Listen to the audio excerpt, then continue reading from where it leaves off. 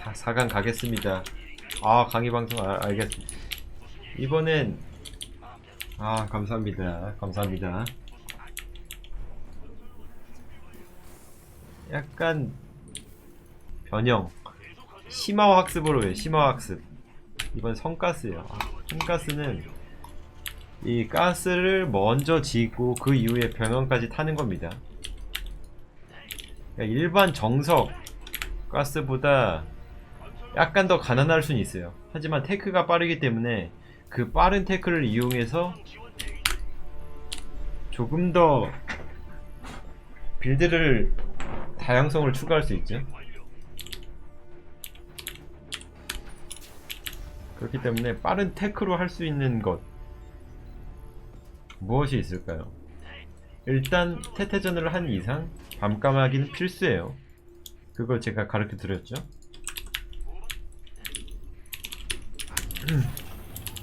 이번엔 밤까마귀로 넘어가는 그 과정에서 그 약간의 그 변형을 줄 거예요. 일단 사신 더블하는 건 똑같아요. 똑같고 여기서 바로 군수공장 지어주는 것도 똑같습니다. 하지만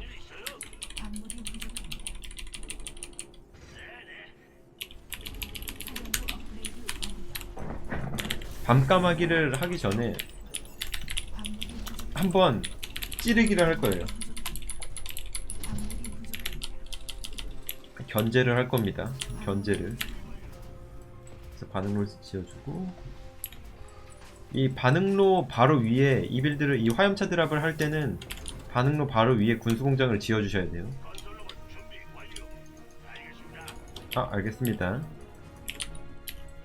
그리고 이게 완성이 되면 바로 수압을 해줄 거예요. 아까는 해병을 찍었지만 이건 약간 변형된 빌드이기 때문에 심화 학습이라고 보면 될 것 같아요.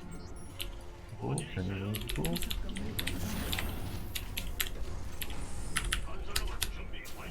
여기서 이걸 기술실을 달아줄 겁니다. 이 경영으로. 그래서 화염차 드랍을 할 건데 화염차는 딱 4기까지만 뽑을 거예요. 4화염차 드랍을 할 건데 왜 딱 4기까지냐? 그 이유는 딱 하나예요. 화염차 4기가 건설 로봇을 때렸을 때 딱 원샷 원킬이 나거든요. 그렇기 때문에 4화염차 드랍을 하는 겁니다.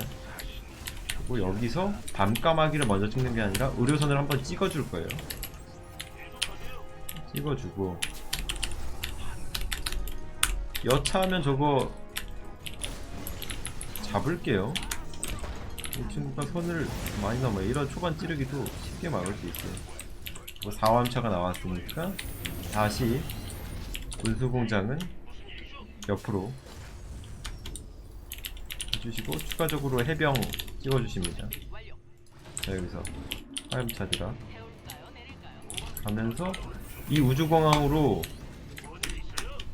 다시 한번 밤까마귀는 뽑아줘야 돼요. 어차피 밤까마귀란 유닛은 태태전에 없어서는 안 될 유닛이라 무조건 뽑는데 그 사이에 이 화염차 드랍이라는 포인트를 한번 주는 거죠. 견제 떠나서 변신인 거 봤죠? 괜찮아요. 세우고 떠나지 않아도 괜찮습니다. 여기서 피해를 못 줘도 어차피 벤시가 여기 있다는 것 자체가 상대도 견제를 했는데 그 견제로 아무것도 이득을 못 주는 거라 여기서 빼는 척하고 이러면서 던질까 말까 하면서 몰래 던지는 거죠. 이쪽에다. 자, 여기서 해줄 건 무조건 건설 로봇이에요. 다른 거 다 무시하세요. 다 무시하고 건설 로봇. 해병 잡지 마세요. 건설 로봇. 최대한 뭉치고 3방, 2방, 3방, 4방, 5방, 일직선상에 6방, GG. 이러면서 밤까마귀는 쌓였고 제가 이전 경기처럼 보여줬던 대로 그냥 이러면서 밤까마귀 운영하는 거입니다. 이렇게 하는 거예요. 이렇게